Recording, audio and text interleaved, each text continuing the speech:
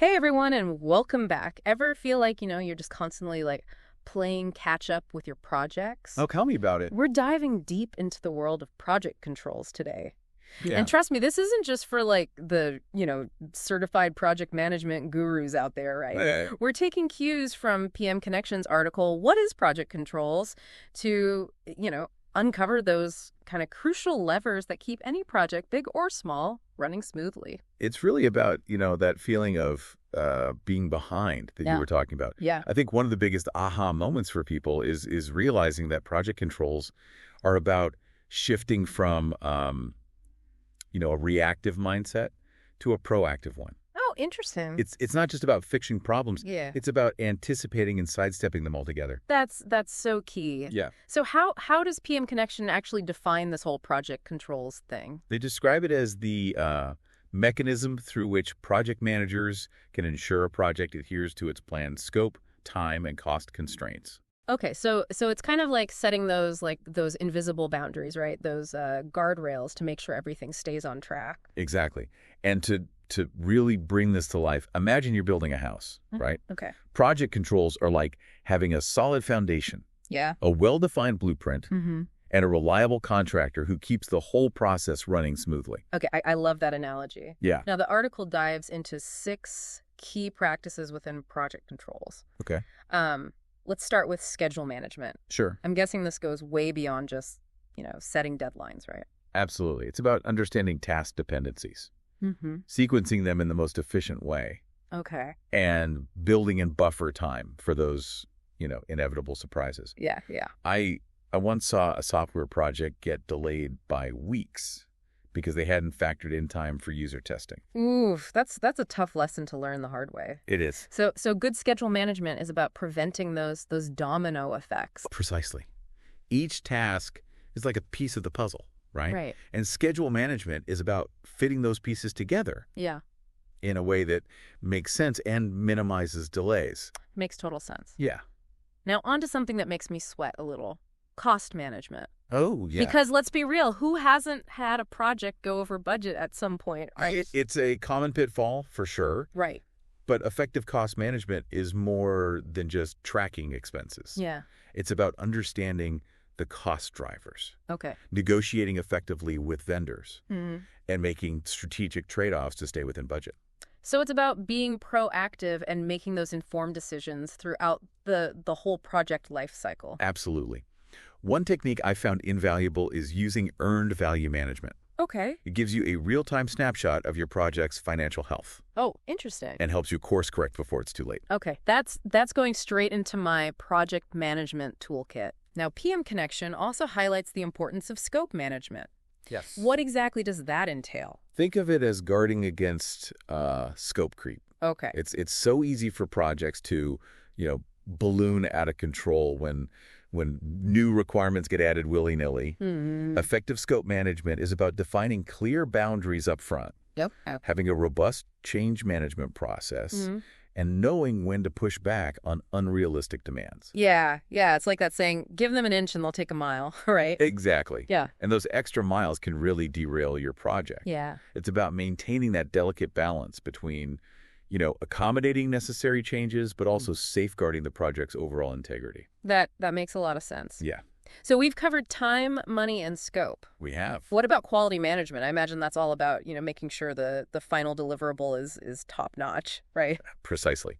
Quality management is about weaving quality checks throughout the entire project life cycle, Oh, okay. not just at the end.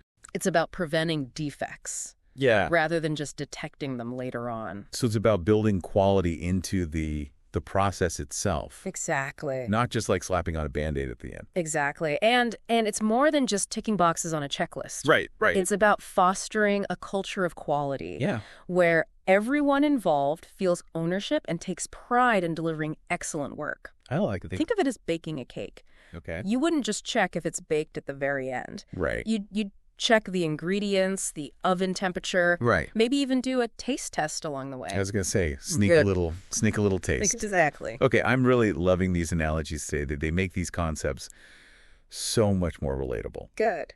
Now, on to something that always seems to loom large, risk management. Yeah. Because let's be honest, every project has its share of unexpected hiccups. Absolutely. Right. And ignoring those potential hiccups is a recipe for disaster. Yeah. Effective risk management is about proactively identifying, analyzing, and addressing potential roadblocks Okay. before they become major detours. So it's about having a plan B and maybe even a plan C up your sleeve. Precisely. A key principle here is to assess risks Yeah. based on both their likelihood and their potential impact. Mm-hmm. That way, you can prioritize your efforts and focus on mitigating those risks that pose the greatest threat to your project's success. So it's about being strategic and really focusing on the things that could like really throw a wrench in the works. Exactly. And don't forget about the importance of communication. Oh, right. Keeping stakeholders informed about identified risks and your mitigation strategies builds trust Mm-hmm. and ensures everyone's on the same page. That's a great point. Yeah. Now on to our final key practice, resource management. I'm guessing this goes beyond just, making sure you have enough people on the team, right? You're right. It's about strategically allocating and utilizing all of your resources. People, time, budget, equipment, in the most efficient way possible. Okay. Think of it as conducting an orchestra. Okay. You have all these talented musicians, but they need to be carefully coordinated. Right. And their individual strengths maximized Yeah. to create a harmonious symphony. I love that analogy. Yeah. So it's about making sure the right people with the right skills are working on the right task at the right time. Exactly. And it also involves things like leveling workloads to avoid burnout. Right. And optimizing resource utilization to avoid unnecessary costs. Yeah. It's about finding that sweet spot where everyone is working effectively and efficiently. This is all so insightful. We've gone from defining project controls to breaking down those core practices that keep things on track. Yeah. But how do we actually put these practices into action? Ready to equip you with the tools to wrangle those projects like a pro. Absolutely. We've covered the why of project controls. Right. Now let's dive into the how. Yeah. What are the actual techniques we can use to keep things from going off the rails? That's where things get really interesting. Right. Remember how we talked about being proactive? Yeah. Well, having the right tools in your belt is key. Okay. PM Connections article brings up a few powerful ones. Okay. Like the RSCI matrix. Okay. The work breakdown structure, Yeah. and the critical path method. Okay, I'll be honest, those sound a little intimidating. Yeah. Let's start with the RSCI matrix. What does that even stand for? Great question. RSCI stands for responsible, accountable, consulted, and informed. Okay. Imagine a simple chart. Okay. For every single task in your project, Yeah. you clearly define who's actually doing the work.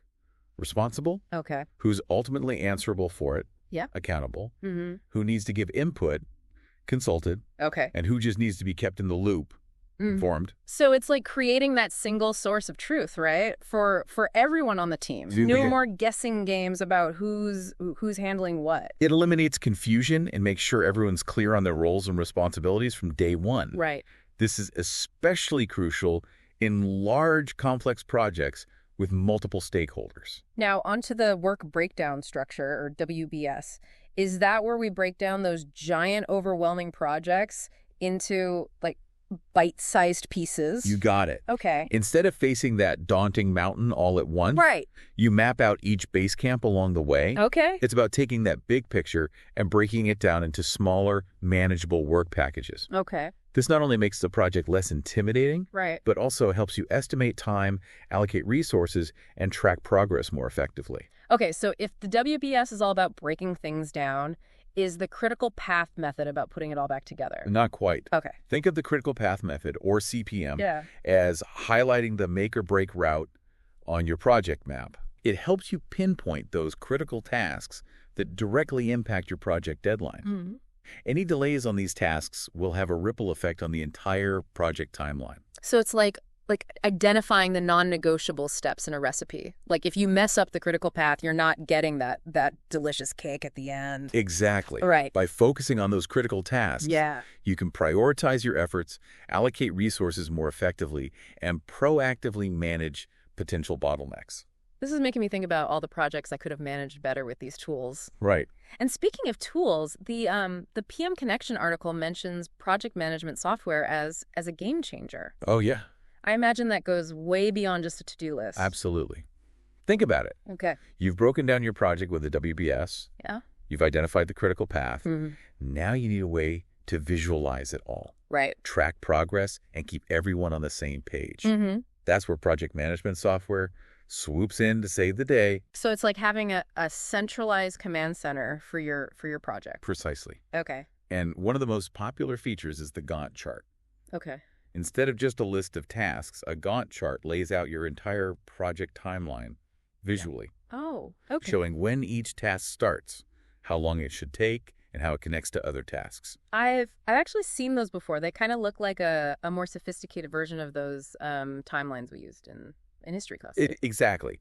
But Gantt charts are dynamic. Okay. As tasks are completed or delayed, the chart updates in real time, Oh, wow. giving you a clear picture of your project's actual progress. Okay. You can even see dependencies between tasks. Right. So if one task gets delayed, you'll know exactly which other task will be impacted. Okay, that's super helpful for like seeing the domino effect and being proactive. Exactly. But Gantt charts aren't the only tool in the box, right? No. What about those Kanban boards I keep hearing about?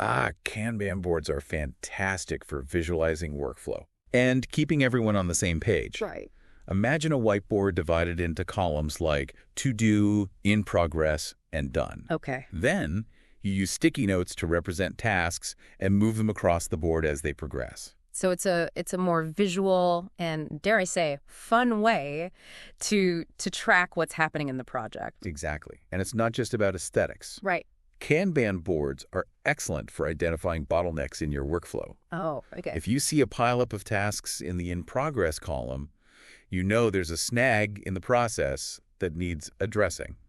So it's about, making work visible and identifying those pain points early on. Exactly. Okay. And let's not forget about project dashboards. Right. They give you that high-level view of your project's health, pulling in data from all the other tools we've discussed. Okay. Think of it as the control panel for your entire project. Okay, I'm starting to feel like a kid in a candy store with all these cool tools. That's good. That's good. But before we get too caught up in the excitement, let's clear up something that often causes confusion. Okay. What's the difference between project controls and project management in general? That's a crucial distinction. Yeah. Think of it like this. Project management is like conducting an orchestra. Okay. You've got the grand vision, Yeah. you're selecting the music, and you're guiding the musicians to create a harmonious symphony. Okay, so where do project controls fit into this orchestra analogy? Project controls are the specific techniques and tools, like those we've been discussing, Right. that ensure the orchestra stays in sync, plays at the right tempo, and delivers a flawless performance. So it's about, having the right instruments, tuning them properly, and making sure everyone is following the conductor's cues. Precisely. While project management encompasses the entire project lifecycle, Yeah. project controls focus specifically on managing those key constraints. Right. Time, cost, scope, and so on. To keep the project aligned with those initial goals. Okay. It's about making sure the orchestra plays the right piece at the right tempo and with the right dynamics to deliver a breathtaking performance. This is all incredibly insightful. We've gone from, those core practices to the tools that breathe life into project controls. Yeah. But what does this all mean for someone who's not a certified project manager?